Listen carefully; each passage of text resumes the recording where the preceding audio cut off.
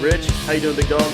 Doug, what's happening? 2018, we're rolling, blowing, and going. Warriors and Wildmen. I'm super excited. Can you tell? Woo! How's that Red Bull espresso cocktail Woo! going there, Rich? Woo! Woo! I'm high on Mountain Dew and Xanax. I'm all jacked up on Mountain Dew. I peed my pants. I'm still sitting in my pee pants. Anarchy. I don't know what it is, but I love every minute of it. And if you don't know what movie that is, something's wrong with you. You're not a true warrior and wild man. I don't think you can. I don't think you're born again if you can't reference that material. Yep, that's good stuff right there. But God help him. And that's it, folks. Thanks for listening. Thanks for coming out, Warriors and Wildmen. Hey, Rich, it's a new year. There's no lack of enemies out there. And I know that this is not going to be a popular podcast for some tinkerpots that who always are in avoidance of conflict mode. But Christianity, well, it's full of conflict.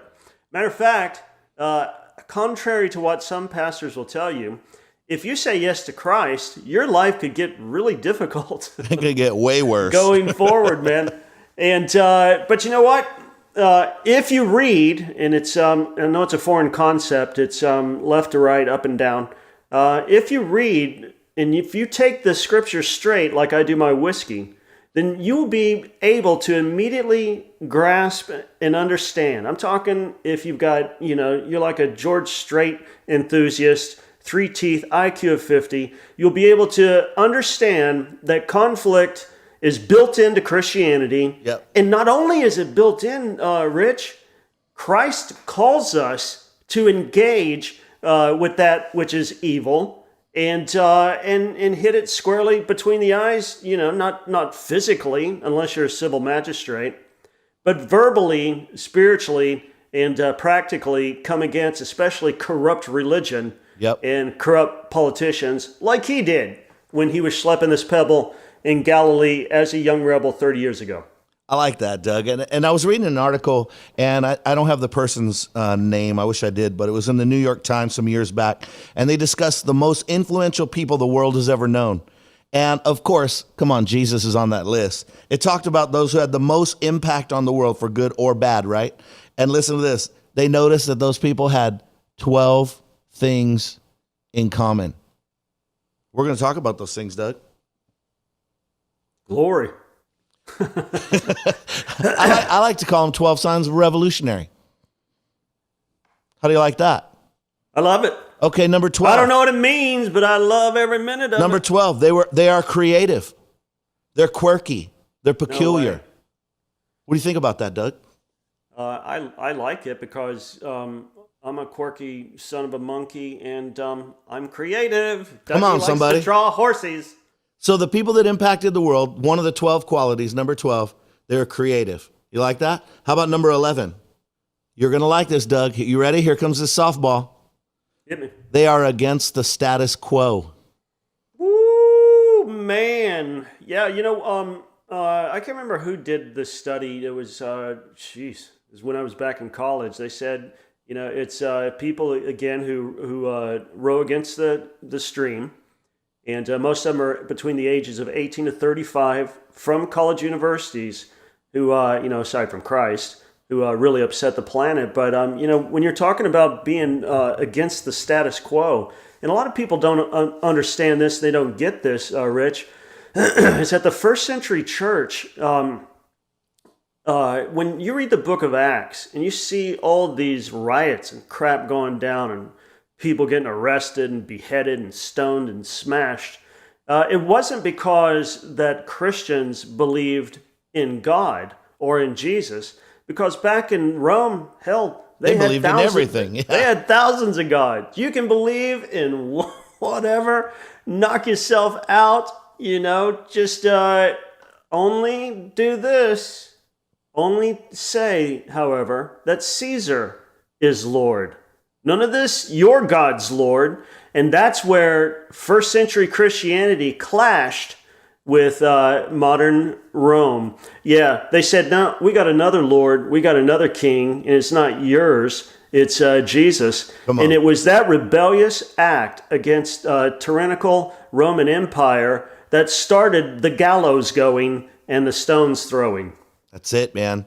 But we have to do that today, Doug, because people have a problem with us saying that Jesus is Lord. They don't mind him being a Lord or a God as long as he's not exclusive. But guess what? Christianity is exclusive in that you can only be saved if you follow Christ. It's inclusive in that anybody who calls on the name of the Lord can be saved. Right. And and you know what I think is hilarious, because all my conservative never Trumpkin buddies, they were so freaking convinced that Trump was going to morph into this, this liberal on steroids once he assumes, the seat behind that desk in the Oval Office. He's probably one of the most pro-life presidents we've ever had. He's one of the most conservative presidents that's ever served. And he'll purposely say Jesus Christ to people's face just to make everyone go mad. And he'll come up with the Merry Christmas stuff where Obama's like, Happy Holidays, happy holiday. And Trump's like, Jesus, bitches, it's Jesus. And he just jams it up their tailpipe, man. He doesn't even blink. You're already on number 10. Number 10, they are irreverent to the system. That's revolutionary. Is irreverent. Tell us about being irreverent, Doug. I'm not beholden to the sacred cows that are part of the machine. I think a lot of the things that we're in awe of need to be burnt to the ground. Yep. I am an iconoclast, and again, so is the captain of our army. If that thing reeked of stale fanaticism, like first century Phariseeism, if it was just some gross thing of the state that ruined and controlled people's lives, oh my God, man. And he'll do it at your dinner. You can invite him to frickin' dinner. I mean, when they invited Jesus to dinner, hey, Jesus, you want to come to dinner? It's like, yeah. Brings his buddies along. They purposely don't wash their hands. They're grabbing chicken, eating, out of the bucket with dirty hands and stuff. And where you and I would feel like we have to be on our best behavior because we're at this hoity-toity dude's house eating dinner with all of his stupid family and friends and stuff. Christ sees it as an opportunity to upbraid them for their religious hypocrisy. And man, that kind of moxie, oh my God. That's why Rich, I don't understand when they try to make Christ into this soft-focused bearded lady, and he was anything but that. Yep. And when you'd put him in an environment and he'd start smelling that bullshit coming off people, and he starts seeing them digging their heels and their traditions and their ways and stuff, oh my, you had no idea what he's going to do. That's like having Bill Burr for dinner, or Dennis Miller, or Lenny Bruce, or George Carlin. It's going to hit the fan. And that's got to be probably the most coolest thing about hanging out with Jesus, is just to watch him, to see what the heck he's going to do. That's right. And what he's going to say. It's like, Leonard Ravenhill, in his definition of a prophet, says a prophet comes to upset that which has been set up, and to set up that which has been upset. And that's what Jesus did. And so we're irreverent to the system. You want to change the world, stop going with the status quo. Stop following the system. Number 9, I'm the best at number 9, Doug. I'm better than you at number 9. I'm just going to say that as humbly as I can. They are flawed. They have flaws. Now, of course, we're going to argue this point, man. Jesus did not have flaws. But people that change the world, Doug, that make the greatest impact in the world, they're flawed. They're not perfect. So if you're flawed, you're not excluded. You're not excluded. You're not disqualified. You're qualified. No, I mean, again, discluded's not a word. Let me just say that I was trying to say 2 words at the same time. I completely undermeant what you stood, man. But I know. It's completely discluded. And here's what's interesting, like Trump, it's like, oh, he said grab him by the pussy, and he said this, and he said that, and he did this when he was a playboy billionaire, and we need a statesman. We need somebody, who's a fine, upstanding man. God would never use them. And I'm like, whoa. Back that thing up a little bit. What do you mean God wouldn't use flawed, imperfect, base, and corrupt people? Have you not ever read First Corinthians 1? What about where he purposely, Rich, and you know this, he goes out of his way to find that which isn't, that which is mocked, that which is base, that which is corrupt, and I'll have some of my numbnut never Trumper evangelicals. That's for salvation. Like, no, it's not. That's not what it's talking about. We're sinners, you morons. And you know what? Hebrews 11. You got what? You got like a dozen people that God goes, ooh, look at these boys, look at these girls. And only one of them was really good. Every one of them, like, Enoch. They kill people. They cut off penises. Adultery, murder, cut their daughter into 12 pieces and send it to each tribe of Israel. Listen, this is not I love the flower girl type tribe. This is the deadliest catch. These are hookers, Rahab's in there. And these are people that God uses. And listen, man, Warriors and Wildmen listener, if you can hear anything, forget the crap that's rattling around in your worrying tin brain or might be coming out of the mouth from just some discouraging Christian or frickin' family member about whether you are up to snuff, whether God's going to use you or not. You get crazy, you believe and obey, and just like Isaiah said back in the day, like 2,800 years ago, if God says, who can I send? Just say, here am I, send me. And you know what? Get your passport ready because it's going to happen. And that doesn't mean keep living a jacked up life, making excuses for it. But the reality is that we're flawed. That's what we got grace for. Not grease, but grace. Get up and do something great for God. You could still be rowdy. You could still be righteous. Number 8, Doug, they're tuned into their followers. Revolutionaries are tuned into their followers. Yeah, and again, that's where, I know I sound like a devotee and stuff, but I called it. And I really appreciate what he's done. Trump had the year of the United States. He knew what the nation wanted. He knew where the nation needed to go. And, a lot of people, it's so funny because they're like, oh, Trump will never win. Oh, you got Barack Obama reading mean tweets about on Jimmy Fallon's show. It's like, well, at least I have been a president.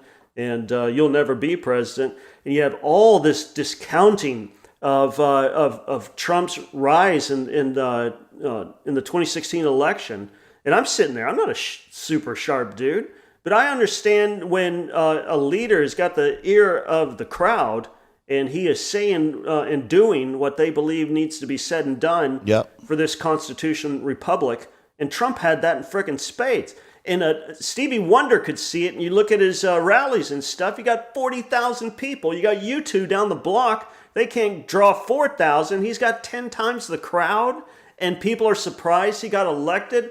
You're a moron. Well, anybody could see that, boom, man, he had the followers, and he knew the traditional principles, and he knew the sacred cows that needed to get a bow door upside the head, and he did it. And that's what people need. Number 7, they're good at what they do. If you want to be a revolutionary, you want to be a world changer, you got to not just be good at what you do what you're good at. Yeah, and it's not only one of the things that I believe, again, just referencing politics, and you can throw the church in here as well, or business, is that I see certain Republicans get dusted, and the party as a whole, excluding Trump's amazing victory, is because they're not as hardworking and insidious and ingenious as the left is, especially from a community organizing standpoint. And Saul Alinsky and his rules for radicals, to me, has paved the way for pretty much democratic rule of the United States. And we can just thank God for seminal events like Hannah's Acorn investigation that really energized the Tea Party movement and created that in April of 2010. Trump's election, which was huge. But other than that, their expertise in working people and working communities has caused, again, the balance of power to really and scarily swing in their favor. Well, you throw on top of that, the media is behind them and stuff. So, One of the things that we haven't learned from them yet is they're united. They vote together. They stick together. They're stupid together, but they stick together. And you know what? We need to be united. The church needs to be united. Family needs to be united. Business needs to be united. Republicans need to be united. America needs to be united, but it's not looking good. And look what it's just now. And it's just, I think they're trying to claim moral high ground so that they can somehow swoop Trump into their net of sexual offenders, which he's not, which, by the way, a Hillary backer paid those tawdry sexual assault accusers against Trump during the election $500,000 to get them to testify, with Gloria Allred and Lisa Bloom. But you look at the left, even though, again, they're now finally coming out against Weinstein and Matt Lauer and Charlie Rose and all that ilk, but they didn't say diddly squat, man, about Bill Clinton and his rape accusations and his molestation charges, and they stuck behind him, Rich, unlike, Trump, if he has red wine with fish or he wears white after Labor Day. Yeah. Oh, I told you. Or two scoops of ice cream. 2 scoops. How many Diet Cokes? Right. All right, number 6. You're going to like this one. I'm going to read number 6. I'm going to give you a verse. This is cool. Number 6 is, if these are people that impacted the world the most, they were hated. Listen to this verse, John 15, 18 and 19. This is Jesus talking. I remember reading this because I was going through a time when I was learning to be hated. I was hated and I was just learning. Now I'm a professional. But it says, Jesus said this, when the world hates you. And I remember reading that and I was like, yeah, Lord. He said, remember, it hated me before it hated you. I was like, that does not help. It says the world would love you if you belong to it, but you don't. And so I remember reading that. I literally the guy started a webpage against me, and I read that. He said, when the world hates you, I was like, yeah, Lord, hated me first. That doesn't help. But if you want to change the world, you want to do something that's different, you're going to be hated. Yeah, the world hated him, so get in line, man. It's going to be part and parcel. I was talking to this guy the other day, and he was asking me about Joel Osteen. He goes, what do you think about Joel Osteen? And I go, well, I really don't think much about him. And the guy wasn't a Christian, and so to me, man, if he's getting any kind of biblical teaching from any font that is out there, yeah, you don't want to interfere with that. I'm not going to discourage that by laying into Osteen for being a horrible theologian and stuff. Because at the end of the day, he does preach Christ. I don't think it's another gospel. I'm not going to go down that road. No, he's not. I think he's decisively gone down the path of no confrontation on social issues. So he skirts that, and he's just kind of like a Tony Robbins guy, and he sticks a dove and a fish on his messages.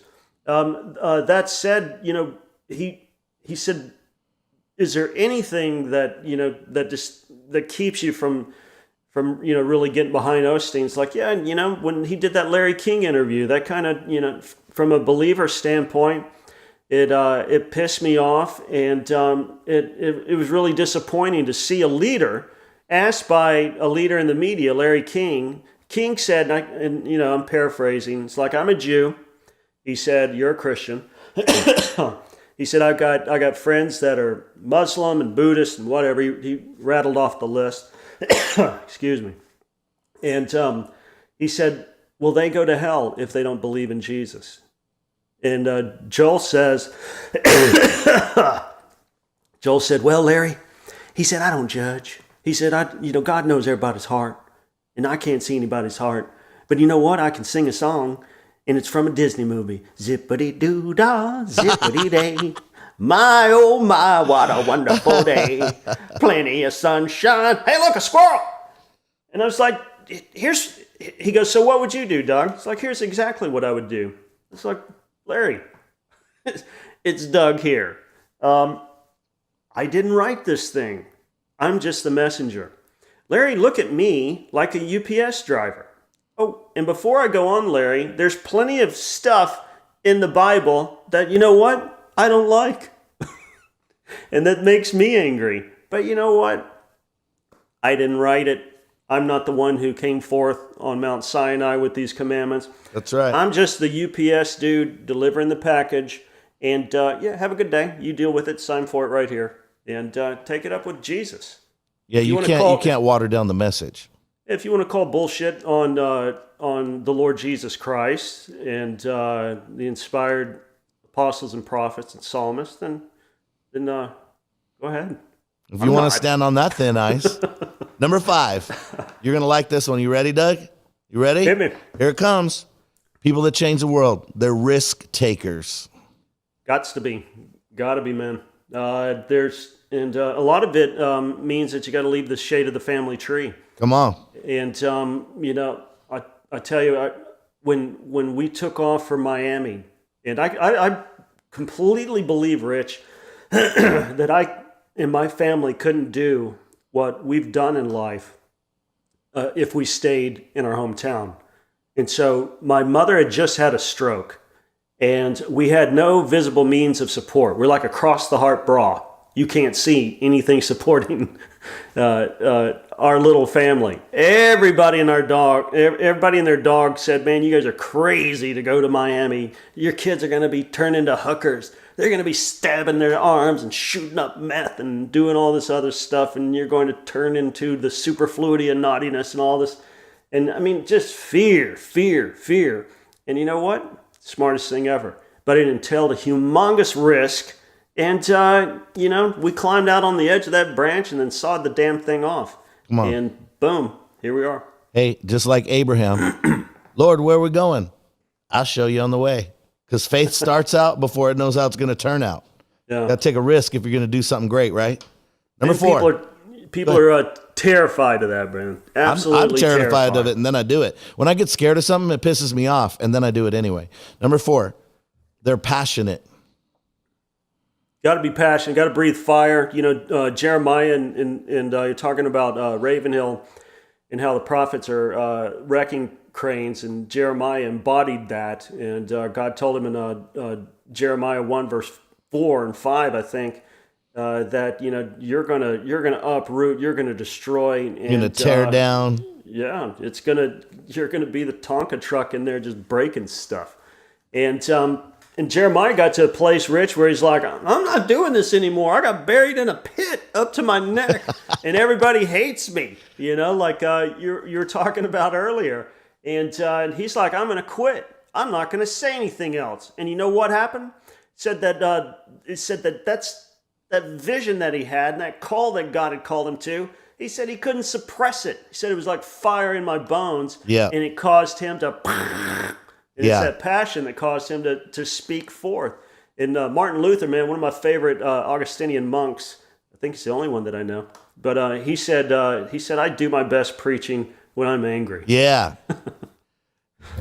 It's great, man. Well, Philippians 1:21, Paul said, for me to live is Christ and to die is gain. That's pretty passionate. They're like, hey, we're going to kill you. He goes, good. I'm already dead. I'm promoted. They said, well, then we're going to let you live. He said, Christ. They said, all right, we're going to kill you. All right, promoted. We're going to let you live. Christ. And then they went, oh, crap, we don't have any power over this guy. Exactly. That's what passion is. Like, I live or die, I'm going 100%. Like the Shadrach, Meshach, and Abednego before they got thrown into the fire said, our God will deliver us. But even if he doesn't, we still ain't bowing down to you, man. We're good. That's passion right there. And you look at young people today, bro. I'm 55 years old, and I know I'm coming off the flu right now, but I feel like a full-on ass kicker. Come on. If you want to ride 20 miles on a mountain bike, I might not be leading you, but I can tell you, by God, I'm going to be right on your tail. If you want to traverse terrain in Alaska or Africa, up or down through the river and through the woods, I'll be grandmother's right behind house. You. Yeah, I'm going to be there with a Little Red Riding Hood outfit on in a basket. Number 3, they're focused. But Rich, look at the young people, man. Look how they walk. They're just shuffling stuff. Oh, they don't even pick up their feet. Dude, I was at where the hell was I the other day? Some big shopping center, and I'm like pulling out. And I'm busy. I got stuff to do, And here come this little sleestack kid looking at his iPhone, and he's moving like a manatee in the intensified gravity of the planet Jupiter, swimming in warm goo. And I was like, are you kidding me? And I felt like because, I don't know if you see my car, but I got a Toyota 4Runner, the T-Force kit, and it's got like this deer smashing bullnose on the front of the grill. I was going to like come up there and just bump him, just kind of wake him up, not flatten him like an unchristian would or a non-Christian would, just tap him in biblical love and get that dumbass to move forward. I can't imagine people not being passionate, not living like that. But, he's probably on Ritalin, and because people saw, like when he was 5, some boy come out of him. And you know how they got to shame and drug that stuff down. Yeah, you can't act like a boy. There's something wrong with you if you're doing that. Can't have it. Number 3, they're focused. They're focused. Revolutionaries, world changers. They're focused. Yeah. It's an interesting thing about light is that if you focus light, it can cut through steel. And, like we were talking about in last week's podcast, the aspect of vision. Oh, my God, man. I can't underscore how important that is, because there's a lot of people that have book smarts. There's a lot of people that have insane talent. And I'm telling you what, there's very few people that are persistent and focused. Yeah. And they can be not as smart or not as talented as you little smart and talented tinkerpot. But because they're focused and they're determined, they're going to get it and they're done. Persistent. That's number 2. Pass Doug. your ass by. That's number 2. They're determined. They're determined. You look at again. My idol is Jesus Christos. Come on, that's what we call him in Miami. And you look at him, especially during the pre-crucifixion hours, and just the focus that he had. And one of the most, or not one of the most important event, as far as I'm concerned, on this planet. And, again, that whole aspect of vision, focus, sometimes, oft-times, blinders and earmuffs so that you don't listen to dissenting and distracting voices, whether they are malevolent or whether they are, well-meaning. Is anything that gets you off the focus path and the persistent path, man, unless it's just chill time with family, you've got to turn a deaf ear and a blind eye to it and stay to the task at hand. Well, That's Jesus was determined. That's what it said. He set his face like a flint, like towards the cross. He wasn't going to be, Peter tried to get him off that path. He's like, no, nobody's going to kill you. And he said, get behind me, devil. Get behind me, Satan. I'll smack the fire out of you early. But he was not going to be dissuaded or encouraged to not finish the course. Yeah, and it's in Ezekiel when he was called. Can you imagine this being somebody's New Year's resolution? The Spirit of God told Ezekiel, He said, "I'm going to make you unyielding. I'm going to make you as hard as they are, and I'm going to make you stubborn, and you're going to fight against the whole house of backward Israel, and you're going to win." So here's my New Year's resolution. I'm going to be hard, unyielding, and fearless. Yeah. Nobody says that. I like it. That's mine. I'm on positive. It's not positive. Go ahead. Hey, I like the tweets and the Instagram and Facebook that are all saying, you need to get rid of the negative people in your life. You will never accomplish your destiny and your purpose, you freaking crybaby. I just watched the movie Miracle about the hockey team. Go back and watch that. That coach wasn't positive, but then they ended up with the gold medal. So if you want to be a chump, go find all the people that encourage you in what you're doing. All right, number 1, last one, the most important, Doug. Drum roll. Revolutionaries, world changers. They are committed. Committed. Yep. Luke 14:33 says this. Jesus said, any of you who does not give up everything he has cannot be my disciple. I'm pretty sure everything when Jesus says it means everything. Yeah, I think when you go in the Greek and you put that word under the microscope, I think it means everything. It's probably all inclusive. It's probably not like when we say everything. You got to be committed, Doug. Look, if you're going to do anything, got to be committed. If you're not committed, it's not going to happen. You got to be committed. And I can't stand people that are not committed to anything. It's half-ass. It's half-ass marriage. It's half-ass work. It's, their whole life is marked by you're a half-ass 5-watt light bulb. And then they wonder why, and it's, the church of Christendom from a corporate standpoint is half-ass. They get any kind of opposition from bad religion. They get any kind of opposition from a godless culture or from some, evil governmental constructs. Then the little pussies just back off and they don't take it on.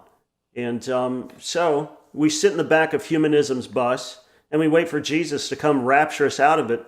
And the only reason that we are in that seat in the back of humanism's bus is because we're not committed to be like he called his first chosen bros, world changers. Yeah, that's good stuff. Doug, you want to be a revolutionary and be rowdy and righteous in 2018, what do you got to do? Go to warriorsandwildmen.com. That's it. We'll make it easy for you. Here's your life application. Yeah, go to warriorsandwildmen.com. Hey, I will say this, Rich, that's not far from the truth, brother, because we're not playing games. No. And if people think that you and I are these little do-nothing douchebags, go around, Google around and see what we've done. And we're here to help you find, follow, and finish your course in God as well. But we're going to be a little negative, which hopefully will turn into a positive, because the problem is always you and I, the human, and not God's staid and always true principles. Yep, that's right. Because the truth is this, Doug, when you get to a certain point in life, the priests, when they were offering sacrifices at the temple, at the age of 50, they stopped offering sacrifices. They trained the younger men in preparing the sacrifices, and that was physical work, and that's a lot of reason for that, but it's still a good principle. And when you get to a certain stage in life, the goal isn't just to do more. The goal is to help and encourage other people to do more. We're not even trying to get anything from these people, Doug. We're trying to get something to them. We're trying to get something to people. Yeah. Why? So the church and the men of God could rise up and be who God's called them to be and to walk into the fullness of their destiny. To quote my great friend Mel Tari, they need to walk in the fullness of their destiny, like we said earlier, according to their bent, the way God made them to do what they called them to do. Get the principles from Warriors and Wildmen, apply them to your life, and get your butt in gear. You can do some things, and you can make a difference in the world. Rich, what does a listener need to do, my friend, my buddy, my pal? They need to go to Warriors and Wildmen page. You need to like us. You need to review us. You need to comment. Don't hate us. Go to Facebook, and then we got some new stuff rolling out soon. Webpage is coming out. Lots of awesome stuff you're going to be able to get on there. And like we said, go on there and comment. Stuff you want to hear about, write about it. We love to talk about those topics. Okay. Warriors and Wildmen. Do it.